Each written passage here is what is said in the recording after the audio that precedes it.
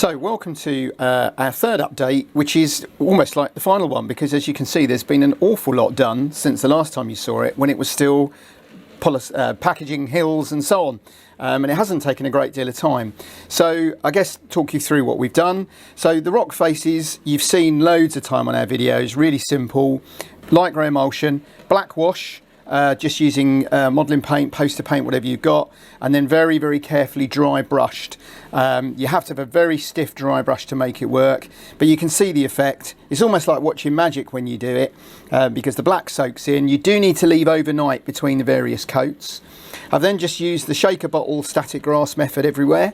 I had a few stick down self-adhesive, you can make them yourself very easily, just to lighten it up. The roads are really simple, so it's cardboard, which is quite a rough texture, and then again use a very dry brush, and the kind of scrubby gravelly area was exactly the same, light grey paint onto the baseboard and lots of different colours dry brushed on. The trees just came cheap from China in a big bag, but they look great for this, little fern trees. The big difference I guess is I wanted to hide the edge of the track, and I had some grey ballast. So I did what a lot of people do with the Kato track, is I put some ballast down. Now it is a darker colour, but it just looks to me like they put the track bed on a sub base, and it worked really well. I've got a few vehicles and things that I already had, and I got myself a couple for Father's Day. The little buildings came from Classic Rail. Richard kindly put some in a box for me, posted them out, and I've painted them because the plastic buildings are a bit plasticky otherwise. And I had a few people that I got, so they're scattered around. I was very pleased with the signal box. This again came from Classic Rail and turned out to be the exact match for the station. They must have been a set. So it's been painted the same, and I'm quite pleased with that. I'm not going to put a traditional back scene on it because I like to be able to look at it from different angles, which was very much the idea on the original layout that I saw in Continental Modeler. And I'm just a bit pleased with it. I just keep coming out and running trains around. So that's our second, if you like, our Type 2 diesel, which has got a slightly wider body, and that fits the newer 109 chassis, which is a much smoother running chassis. But I have to say, even the original chassis on these still pulls very well. And I've had both of them pulling, well, that'll pull 10 wagons, and the newer chassis will pull 12 wagons. And if you double head them, they'll pull even more. And it's Kato track, and it runs smoothly, and air controller makes all the difference. And that's about, what, a 2-week project of spare time. So I'm really fired up with the N-Gauge now. I'm going to get Doug to design a couple new diesels to go on the Bobo chassis. And I'm also, of course, we've been having great fun with our 3D printed wagons.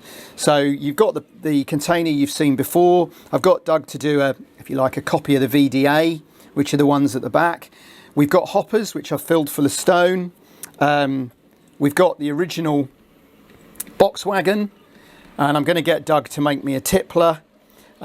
We've got coaches, and it just makes a cheap way of building the rolling stock because they're just on the Pico chassis, which still seem available at the moment. I've not had any trouble getting them.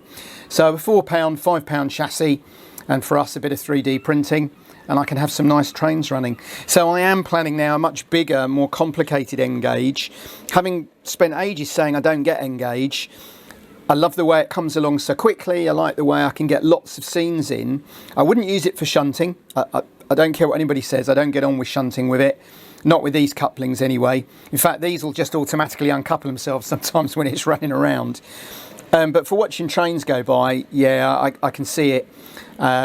So I'll get a few more bits and we'll get some track, and at some point we'll build a bigger layout. So there you go. That didn't take very long, and it's probably one of my favourite layouts. Tiny little thing, just runs beautifully. I could just sit and watch trains go around all day. So I'll let Doug do a bit of film of trains running, and we'll do, well, it won't really be much of an update on this, to be honest, but we'll do something different next time, I'm sure. Stay safe, enjoy your model railways, and speak to you soon.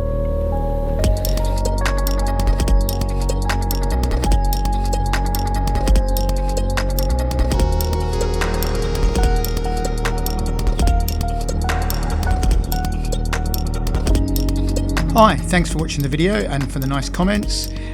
Click on the left for a previous video in this series, click on the right for another video you might enjoy, and please don't forget to click to subscribe, like, comment, etc. Thanks again.